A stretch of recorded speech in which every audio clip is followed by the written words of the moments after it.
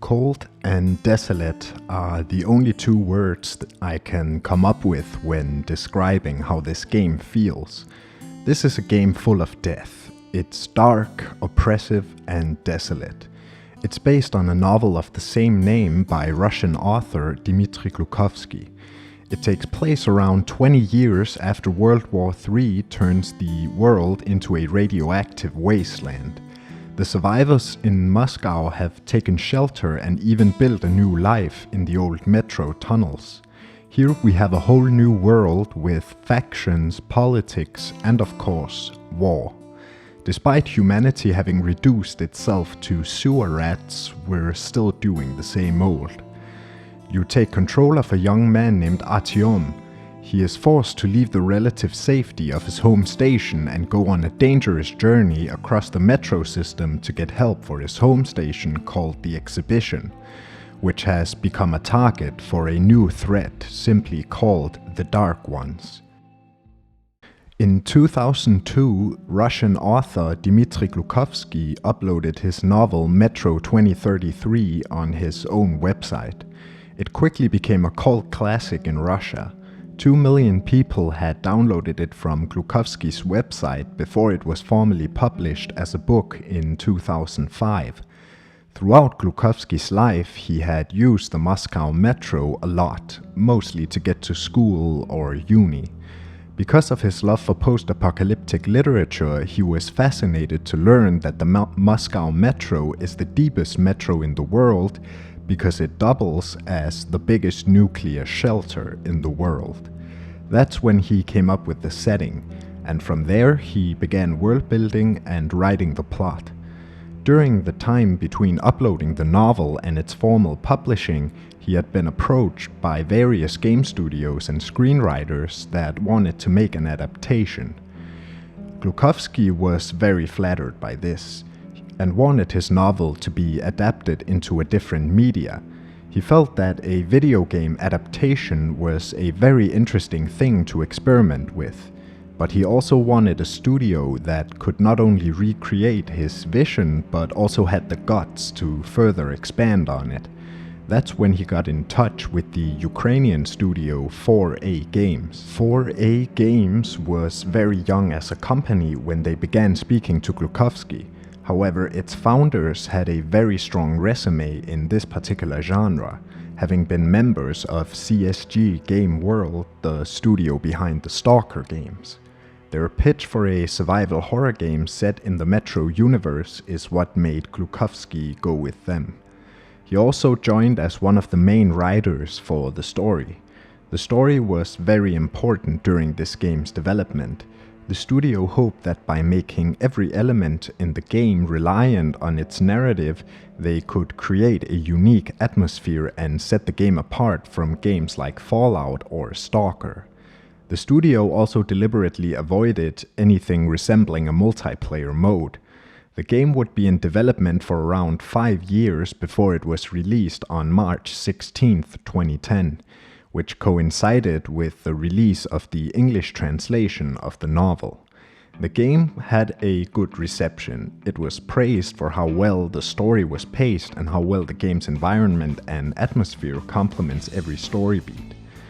Critics did hone in on some negative stuff, however. The game was very linear compared to most other games of this genre, which made the game lose replay value.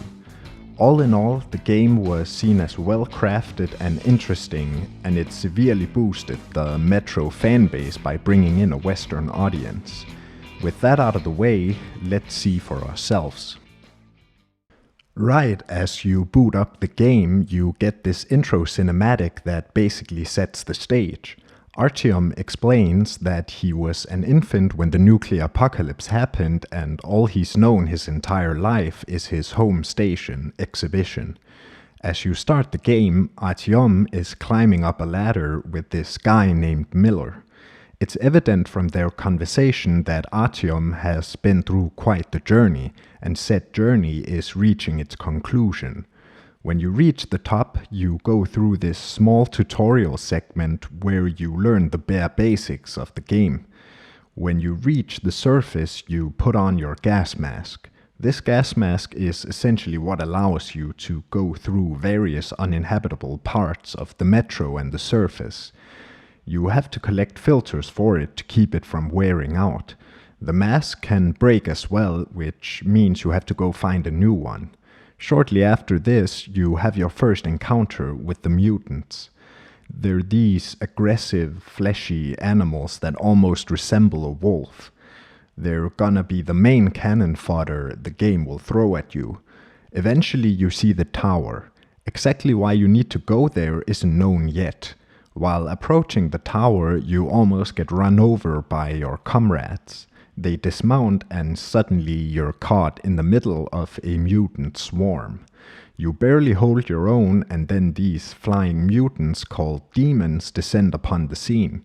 One of them tips over the truck, and as one comes directly for you, you get transported back to 8 days earlier.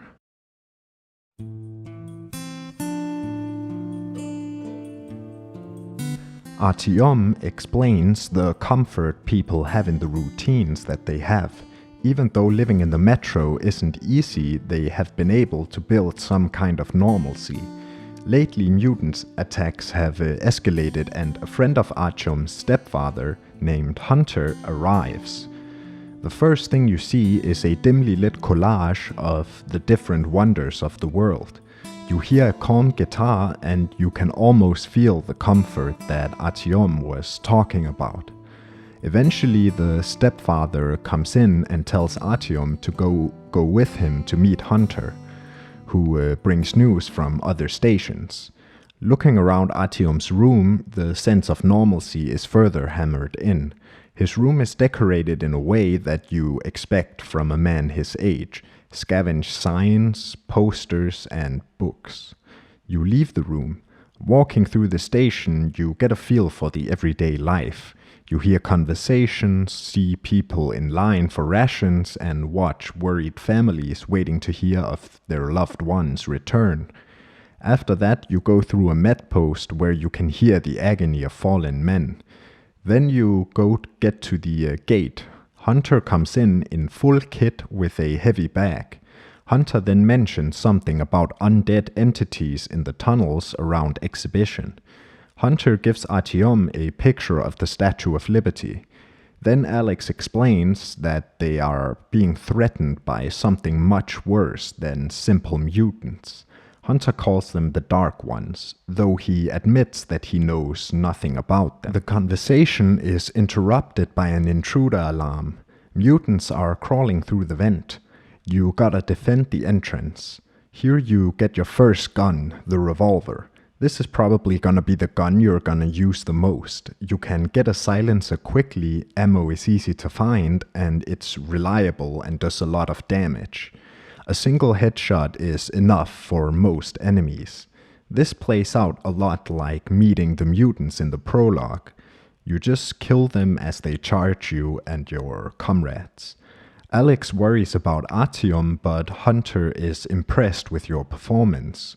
He also quickly points out to Alex, but subtextually to the player, that you just fought standard mutants and these Dark Ones aren't among them.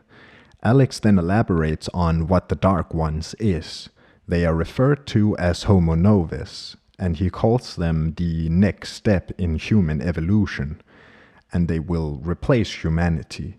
He theorizes that they are the reason that the standard mutants were running away, since mutants this far into the station is quite uncommon.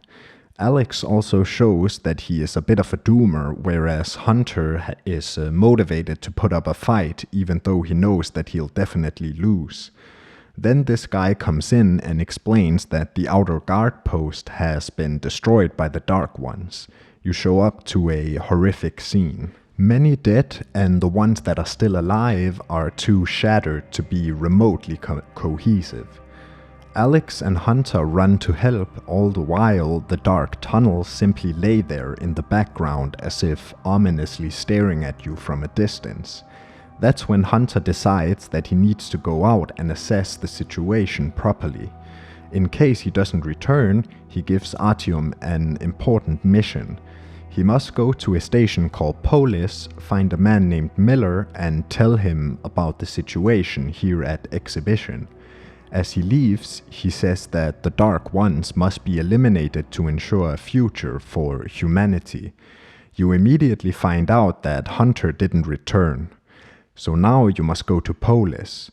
Artyom knows that Alex won't let him do this, so he keeps his true plans hidden as he signs up for guard duty for a trade caravan heading to the next station over, the station of Riga.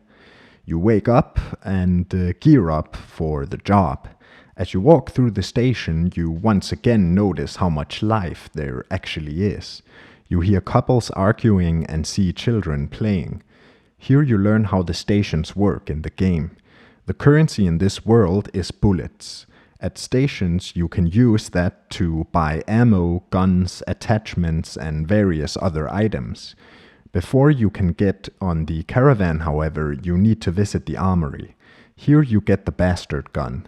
This is an SMG with a high fire rate, and I'm not gonna lie to you, it's a piece of shit. Doesn't do a lot of damage, constantly malfunctions, is highly inaccurate and hard to control.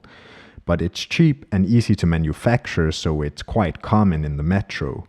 Before joining the caravan, you visit Alex. He explains that you'll simply be escorting humanitarian goods. Then he talks about Artyom's admiration for Hunter. He urges him not to go in his footsteps since ranger life is very dangerous. Hunter was a ranger. He tells Artyom to come home as soon as possible after reaching Riga. But Artyom isn't going to do that. This is a pretty melancholic moment. It's obvious that Alex cares greatly about Artyom, and Artyom is about to go through hell while fulfilling Hunter's dying wish after lying to his stepfather. You even have this sad guitar in the background from the fire outside. You join the caravan and get ready. This will be Artyom's first time ever leaving Exhibition. Before going, this guy joins in who needs to go to Riga. The tunnels here are actually quite lively. When you get close to your destination, the newcomer gives some more info about the world. He tells you about Hansa, who is a very influential faction, but they are very exclusive. Many parts of the metro are off limits if you aren't from there. He also tells you about the Fourth Reich, a Nazi faction, and the Red Line, a neo-Stalinist faction. These two factions are in the middle of a very violent war. Eventually you get stopped by this guy named Peter. He tells you that you have to take a detour through a more ominous tunnel than the one you were originally going through. The atmosphere changes immediately. The bustling tunnels are replaced by a dark emptiness. Everyone is on high alert. Eventually you start seeing these silhouettes on the side of the track. The guy from Riga seems to know about them. He asks the other if they can hear them weep, but they get confused. Then this ball lightning appears as the whole crew passes out. Artyom sees Hunter and hears the last words he spoke to him. A dark one approaches and he tries to shoot it, but it doesn't do anything. The creature then uses this force frisking move that incapacitates Hunter. It does the same thing to you, then turns around and walks away. Then Hunter kills it. You wake up. Your fellow guard does as well, but the others are still out. The tunnels are dark and gloomy. The rail car picks up speed as mutants approach. Now you gotta defend the car from the relentless attacks. Here you get a shotgun. Shotguns are very effective against mutants. The merchant gets taken away and eventually you get knocked off the rail car. Artyom takes cover and watches the mutants pass. Now you get this super tense segment where you gotta run back to the car as the mutants keep their pursuit. When you catch up, you will have arrived at a Riga guard post that helps you eliminate the attackers. You have made it to Riga.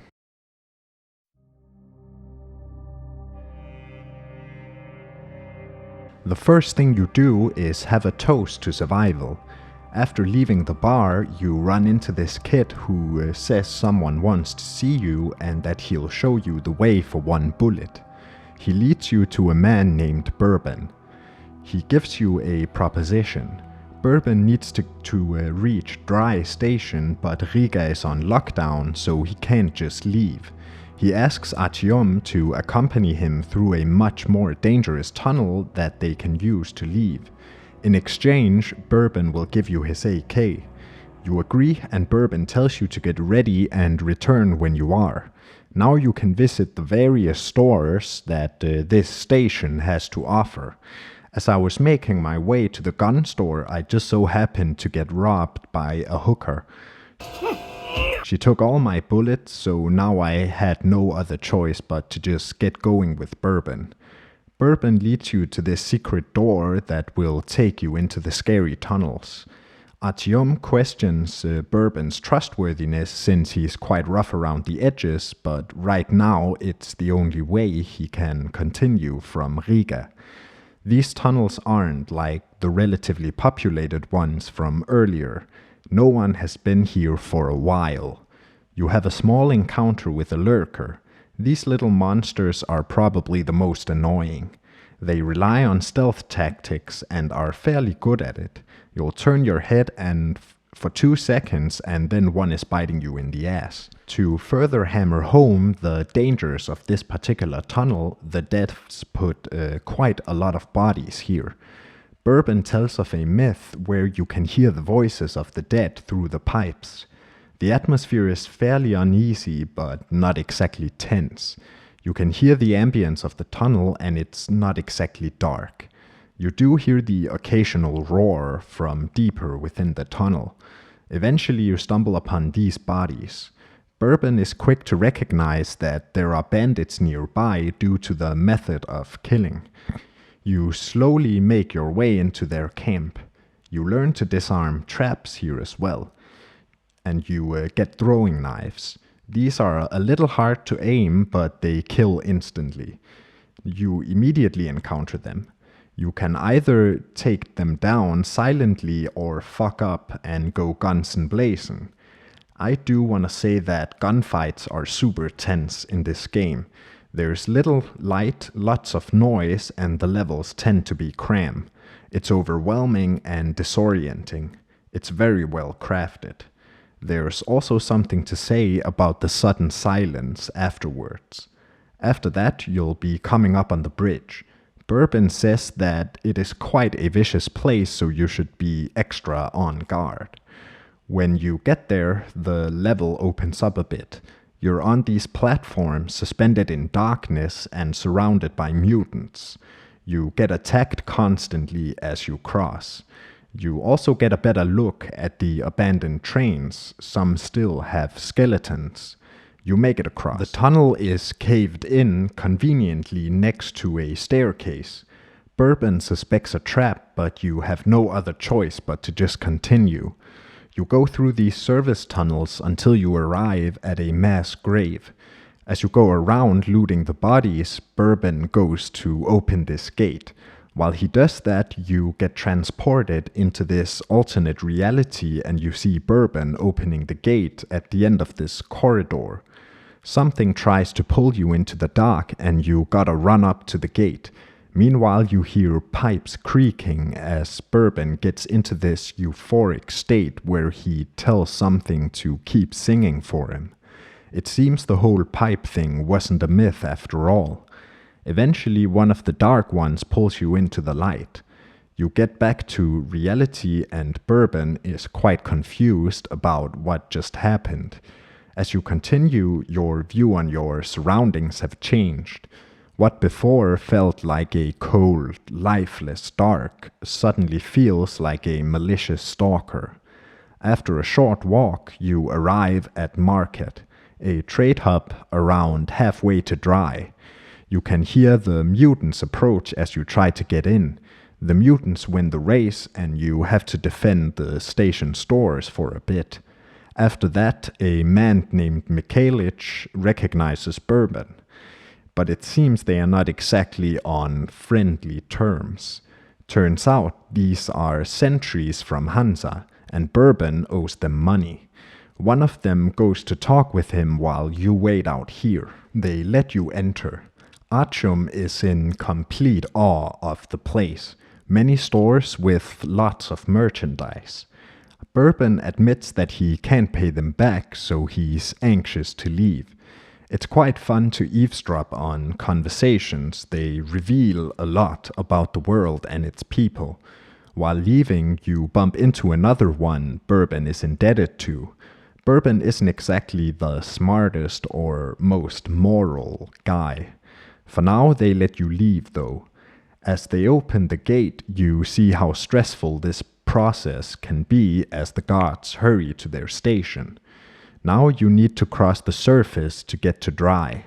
Right as you leave, one of the lone people find out that Bourbon tricked them and tries to stop you, but you hurry out. This is Artyom's first time out of the tunnels. First you get to the station entrance. Here you just loot some bodies. Eventually you step out into the dead city. It's a quiet, frozen wasteland. The only thing breaking the silence is the ghostly squeaks of rusty machines and an occasional roar from the monsters that now own the city. This moment of awe is quickly interrupted by the arrival of demons. You know, the flying thingies from the prologue. These are insanely hard to kill and do a lot of damage if they get a grip on you. They lift you up and throw you on the ground. The good thing, however, they're quite easy to hide from. As long as you have something over your head, they can't touch you. Here you do some platforming across wreckage and destroyed streets. Also, the water is contaminated, so stay out. Eventually you get into this building where you have a 10 stealth section, narrowly avoiding the mutants. The game has quite a few of these segments where you don't really see what you're hiding from. You just do your best to stay out of sight. You hear the whispers of the Dark Ones as the city's very own memories seem to be heard. People going about their day-to-day life unaware of the nuke approaching. You have a close encounter with the mutants and you end up on this playground. Here you have a sudden flashback. It's a warm summer day and children are playing. Now it's caught in eternal winter, as if suspended in time. After that you sneak through this old hideout that seemed to belong to Hunter. You get good loot here. You meet with Bourbon again. When you get near to dry, you get caught in a mutant ambush. After a tough fight, you get back into the metro.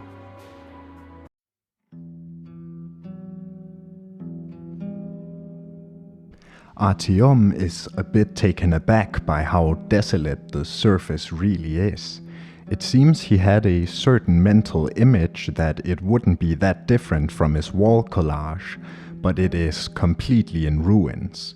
He says he now feels safer than ever underground. Dry Station is currently occupied by bandits. Bourbon has friends here, but if they can't find them, they'll have to leave immediately. You go through this vent, but upon leaving, Bourbon is abducted. They don't see you, however. It would seem that Bourbon is in just as much trouble here as at Market. Before leaving the vent yourself, you can take Bourbon's AK. The AK is like the bastard gun, except it's reliable, does more damage, and slightly easier to control. Now you gotta sneak through the bandits. The first part is quite open and a little difficult, but when you get deeper, it becomes more cram. Once again, the fighting is super tense. You also have this calm music playing, which kinda adds to the tension. You walk in on Bourbon being interrogated. The boss is surprised to see you, and Bourbon takes the opportunity to break free, but in the struggle, they end up killing each other. No more Bourbon. This guy comes down from the ceiling. This is Khan. He says that you better get going or you'll end up like Bourbon. You leave with him. Although Bourbon is the way that he was, Artyom still mourns his passing. You follow Khan through these back corridors that are bathed in green, bringing a sense of safety. When you enter the next tunnel, Khan says that it is completely void of life. There is neither mutants nor people. Khan listens to the pipes and says they know they are there. This whole section is just covered in this sadness. The score is soft and almost weeping that, accompanied with the truly empty tunnels, is hair-raising. Here you notice that Khan is speaking about the tunnel as if it's sentient. You pass bodies and eventually you encounter another silhouette. Khan tells you to stand still and look straight ahead. While you slowly move through, you hear weeping and screaming echo from deep within, frozen in time with the whole world. These ghosts appear quite a lot throughout this next section. You end up watching this metro ghost go by and crash. Khan explains that this tunnel has to relive its past, and those who walk here usually joins it. When you think a bit about that statement, you can almost apply it to the whole metro. While living down here, factions have gone to the extreme and started fighting each other. Humans are repeating the exact same mistakes that trapped them underground to begin with. The world is dead, and now humanity is just stuck in these dead tunnels, reliving its past all over again. Eventually, you encounter a whole squad. They are the ghosts of soldiers who fought in a battle that took place in these tunnels. Khan begins saying what sounds like a prayer as they step aside and let the two of you through. Khan then reveals that he fought in that battle and was the sole survivor on his side. Then he gets philosophical and says that it would seem as if heaven, hell, and purgatory was also destroyed in nuclear war, so now souls have nowhere to go and are forced to wander the metro. He finds this to be harsh but a deserved fate for humanity. You leave the tunnel and the tension picks back up. You also get jump scared by a rat. Shortly after that, you encounter mutants again. Khan recognizes that they probably came from Cursed, the station you're heading to right now. As you step back out into the tunnels, you encounter this ball lightning called an anomaly. Artyom could feel it coming, and Khan says it's a rare gift. You stand still and let it wander for a bit, then it leaves. Right after, you hear it electrocute a whole pack of mutants. But another one shows up and you gotta fend them off. After being viciously swarmed, the anomaly returns and finishes the job for you. You continue. You find a rail car that takes you straight to Cursed. Cursed Station is completely overrun with mutants and mostly empty. The people that remain have nowhere else to go. When you arrive, you join the defenders. You get a special assignment though. The mutants are coming through a tunnel and an airlock. You have to go collapse the tunnel and close the airlock. You end up scrambling to your objectives cause the mutants are still charging. It's a desperate sprint to retrieve the explosives and blow the tunnel. After collapsing the airlock, Khan tells you that you need to take a detour to Polis. This detour will take you right through the front lines between the Reds and the Nazis. First, you must go to a station called Armory, where you'll meet with a friend of Khan whose name is Andrew. You can follow Khan into this back hall that is a shrine to hope and what appears to be a memorial for the ones who died in Cursed. Khan is very much the spiritual type. This whole room has a very primal atmosphere, which is a striking contrast to the artificial environments the entire game has taken place in. After this moment, you'll have to continue to Armory alone. You meet the guard post. Upon entering the station, you find out that it's occupied by the Reds. They're currently carrying out a surprise inspection. You walk in on some guards harassing this guy. They try to arrest you, but the man takes the opportunity to kick some ass and escape. You follow him. You get chased through the whole station until Andrew, the guy you're looking for, pulls you to safety. Like stated earlier, you'll need to go through an active war zone to continue. Luckily, the Reds are currently loading up new recruits to go to the front line. You're gonna go with them. You sneak onto the troop transport and get on your way.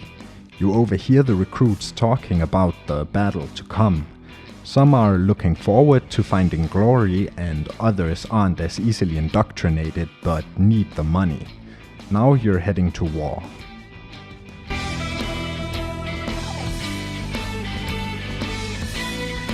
You arrive at the front. Now you gotta sneak through the whole battlefield. It's swarming with soldiers, and if you get spotted, they will completely destroy you. After the battle dies down, you can actually hear more fighting in the distance. After getting through the red line, you gotta go through the neo-Nazi line. This part isn't as tough, but it's not easy either. After that, you find these bodies collected from the battlefields. After going through this super creepy corridor, you get captured by the Nazis. Artyom loses all hope here because of how horribly the Nazis treat their prisoners. They decide to just kill him, however. Thankfully, the executioner enjoyed the moment a little too much, allowing some unexpected assistants to show up and save you. These men are Spartans, like Hunter was. These are the absolute elites of this world. It's theorized that they come from Russian special forces before the war. They are the protectors of Polis, however, they are their own thing and they make decisions independent from Polis, and Polis does from them. They do have a lot of influence in the Polish government, I guess. They mostly work alone or in small groups. They are few, but they have all sorts of advanced gadgets and tech from before the apocalypse. They're really cool. They question how Artyom got into this mess until he pulls out Hunter's token. Now they will take you straight to Miller. There are still obstacles in the way, however. You're gonna be taking an armored car to a rail car that will take you to the next stop, which is Black Station. You get to the armored car and board the turret. The next section is actually really cool. It's a chase sequence where you go through Nazi territory and shoot chasing vehicles. You even fend off a rail panzer. Eventually you get to the next rail car and you have now gone through the whole war zone. However, you are still in hostile territory and you get into another firefight on your way to Black Station. And if that wasn't enough shell shock for you, you immediately enter this depot where you gotta fend off mutants. After that, you crash really hard and almost get crushed. Now you gotta make the rest of the way on foot alone. Pavel, your buddy, died, I forgot to mention that. When you get there, you have another defense section on your hands. Help these men hold off the mutants until the station is evacuated. As you join the line, the wind starts to pick up and eventually you pass out. When you wake up, you find a few defenders dead and now the attack is coming. After a fierce fight, you pass out once more. When you wake up, you're the only one still standing. It's suddenly empty and quiet. You find the captain wounded. He gives you a radio message that you need to broadcast to Polis. You need to find a radio, however. You find the station completely empty. You will get jumped by the occasional lurker, however. The station is just in complete ruin. Fire and corpses is the only thing left. You hear a child cry in the distance. After following it for a while, you find this kid desperately trying to wake up his dead uncle. His name is Sasha and you gotta get him to the evacuation point. He rides on your back and calls out enemies. He also talks a lot. You do get interesting insight into how things were, like how he has a gun, but his father wants him to be of a certain age before he can begin using it. You get to the others. They are very thankful and they point you to the next station. You gotta go up to the surface where the Nazis now have an outpost and where new mutants have been sighted. You walk through the evacuated people and it's a mix of sadness but also hope you feel here. These people are in a shitty situation, but they seem to be making the most of it by socializing and playing music. You get back up to the surface. You run into the enemy immediately. Now it's night outside. This really amps up the dead world atmosphere. After this, you get into the outpost itself, this ruined building. On top of this building is where you can broadcast the emergency message you got earlier. I somehow completely lost orientation in this building. I was going back and forth for 40 minutes with no idea where to go. Everywhere seemed blocked. Then I found out you gotta jump into this tiny hole. It is lit up, but it's so easy to overlook. Also because it's a bit of a hassle to get into the room that it's located in. Right outside the building, you get another tough fight. Both Nazis and demons are afoot, and it's a struggle to survive. Eventually you get back underground. Now you've arrived at Black Station where Ullman, one of the Spartans, is waiting for you. One small issue. It's currently under Fourth Reich occupation. You meet Ullman immediately as he saves you from this sentry. The Nazis have flooded the station and now you gotta keep fighting through the station. You go through and link up with Ullman on the other side. Now you're off to Polis. Before the chapter ends, you pass out again. You have another vision from the Dark Ones. First they keep saying fear, then they say that they simply want to understand humans and help them. They chase you while repeating that they want to help over and over. Eventually you get out.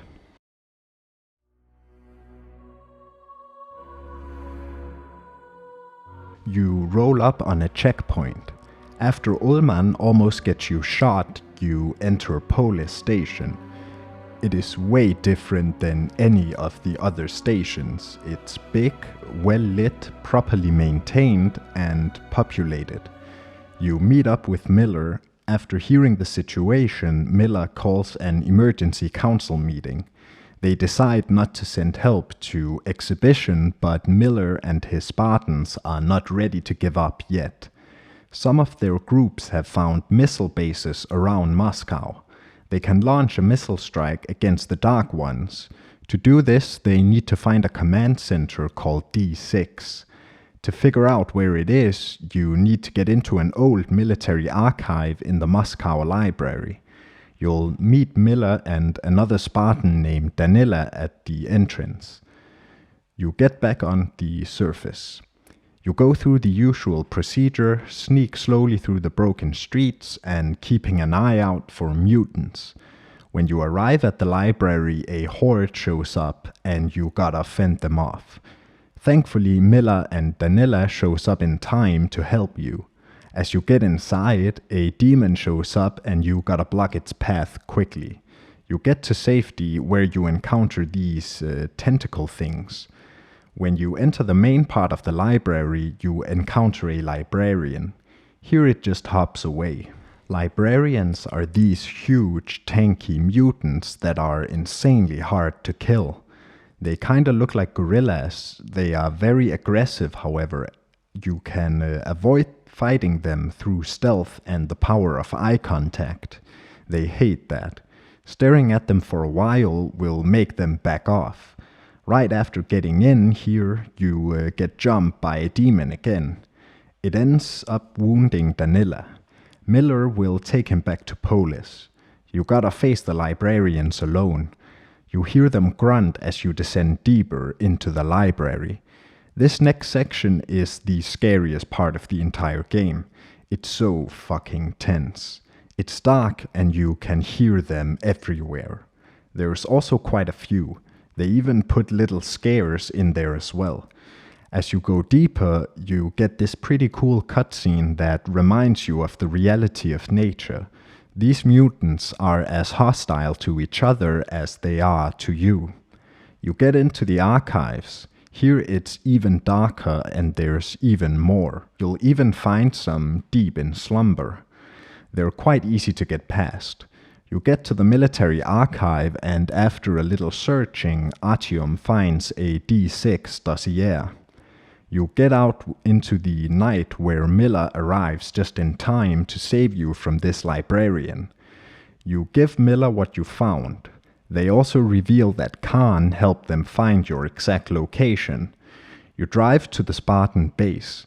Here you basically get to customize your loadout completely free of charge. You also get your hands on the Kalash 2012, which was the Russian standard issue rifle in this world's World War III. The dossier shows the way to D6. You and the boys get ready. Then you have this really moody walk down to the rail car. Once you get there, it's off to finish your mission.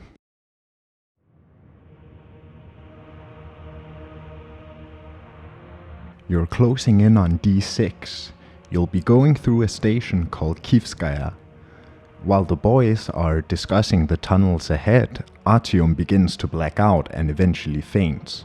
The Dark Ones are asking Artyom to walk on as the environment shifts and moves. You wake up just in time to disembark. You'll be going the rest of the way on foot. Vlad and Boris try to open the door while you watch their backs.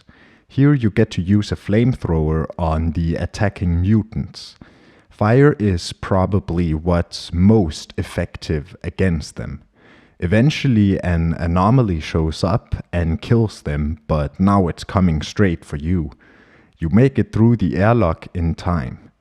Eventually you enter Kivskaya. Here you'll be slowly navigating the dark.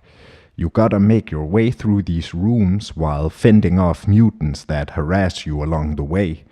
Towards the end, this mutant pins you to the ground and your comrade Boris comes to the rescue. A mutant gets a hold of him and drags him away, but he detonates a bomb, killing the mutant and sadly also himself. Next, you get to the sewers. Down here, you get jumped again. After that, you find the door to D6, but it's locked. But it seems that the blast door will budge slightly. Right after squeezing through, it slams behind you, and now you're alone in the dark. You begin to hear creepy crawlings as you notice the amount of web in the room. Here you meet the spider bug. This enlarged arachnid looks like a cross between a spider and a scorpion. They'll try to sneak up on you, and their biggest weakness is light. Here they swarm you. You have this super claustrophobic cave crawling section where you go through pipes having to fend them off. Eventually you find the way back to the Spartans. You hear something approach. The boys are puzzled until an automatic metro train emerges from the shadow. This train actually looks very clean in comparison to the rest of the trains we've seen. You and the boys decide to ride on it. It's been a hard trip, but now you feel hopeful and confident. You arrive in this depot area. No one has been here since the bombs. It's rusty, dusty, and dark. When entering the control room, you find that all the systems need to be manually started. Of course, you're gonna be the one to do it. You do this puzzle and boom, it's on. You take this little elevator down. On your way down, you start to notice these fleshy blobs on the walls. When you get down there, you find that you'll have to manually start the reactor that powers the whole compound. You need to go down one level. You encounter the amoeba immediately. They're these little flesh balls that'll suicide bomb you. As you descend, your Geiger counter begins going nuts, which tells you that this next part isn't going to be very nice. At the bottom you find even more of that weird biomass. After Ullman gives you a small heart attack, you take this other lift down to the reactor hull. What you see is almost unbelievable. A thick biomass has settled on the reactor. You still go ahead and activate it. The thing starts fighting back, and on top of that you have to go out and extend the rods manually. You have to use this crane to do that while the biomass is routinely striking you. After activating it, you meet with the others.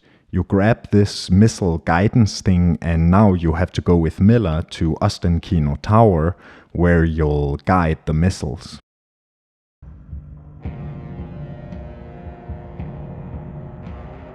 You're back to where the prologue started as you almost get run over.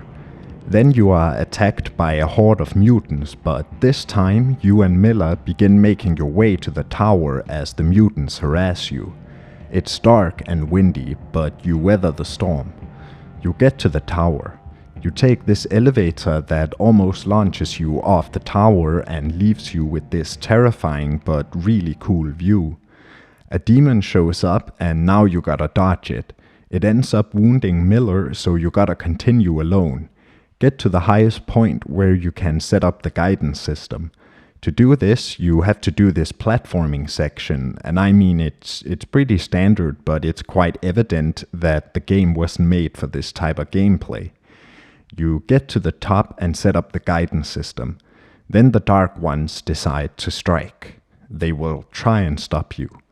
You are transported into the dreamscape. Here you run these courses and puzzles while Artyom is delicately balancing on the tower in the real world. The Dark Ones try desperately to stop you, but you end up killing one as the missile system completes the homing procedure. You watch from the tower as the missiles take out the Dark Ones. At the end, Artyom finds pride in having defeated the threat to his home. However, he does question whether it truly was necessary. What I've just described to you is one of two endings. The Ranger ending, which is the canonical ending. Like described, you destroy the Dark Ones to get it, but there is also the Enlightened ending. To get this one, you need enough moral points. Artyom will wake up 20 seconds before the missile launch. He will see a Dark One trying to get rid of the guidance system while repeating, "We want peace." The player then gets to choose whether they'll let the missiles hit or shoot the guidance system, saving the Dark Ones. The Dark Ones will be incredibly thankful for this, and Artyom will say that war has already destroyed the world once and mustn't again. After you've gotten one of the two endings, the game is over. Metro 2033 is an incredible experience from start to finish. It brings a unique setting to a fairly saturated genre and utilizes it well. The metro is cold and lifeless.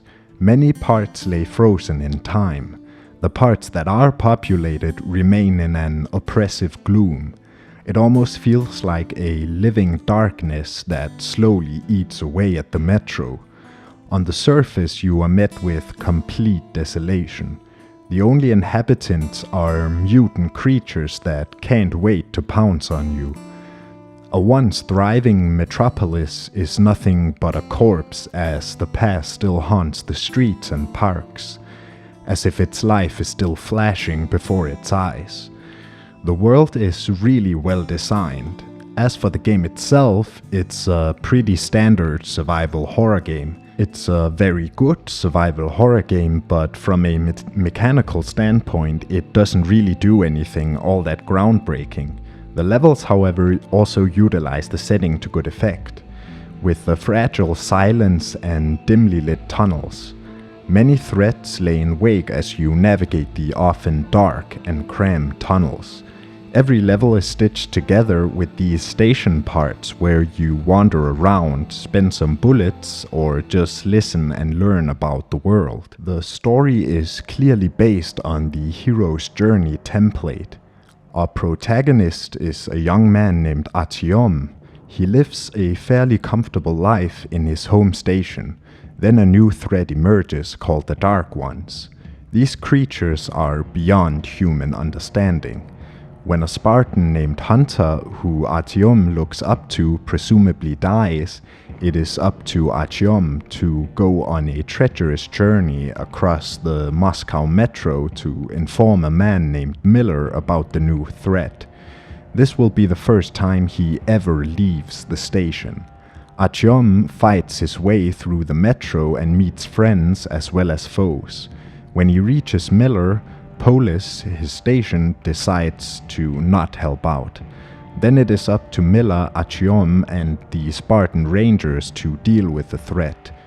Artyom goes from a simple young man to being one of the Spartan Rangers.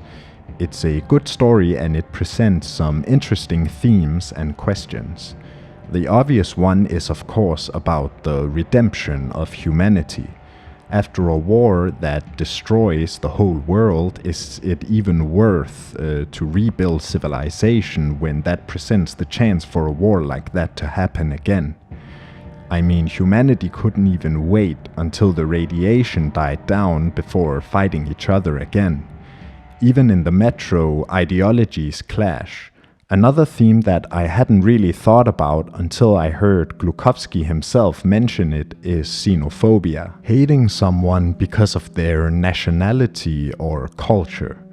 This has been a long-standing issue in Russia that Glukhovsky directly addresses in his work. This theme is presented through the Dark Ones. The Dark Ones' intentions and motivations are never made fully clear, but there are clear indicators that they aren't as malicious as they might seem on first viewing. In the beginning, when we see the victims of the Dark Ones, we only see the aftermath. We don't know what really happened. The humans probably felt threatened because, as shown numerous times throughout the game, being a human tends to save you from getting shot. So they probably saw them and thought they were a new malicious mutant and opened fire. The Dark Ones in turn felt attacked and proceeded to retaliate. Khan even says, try to understand something before you make your judgment during your encounter with the anomaly. We can theorize for a long time, but I think that these themes just goes to show how well the developers utilize the overall setting. All in all, this game is fantastic. Many great moments like going to the surface for the first time, the mental battle with the Dark Ones, and the overall mysteries that this new world presents that borders on the supernatural. Anyways, that's all I have for you today. Goodbye.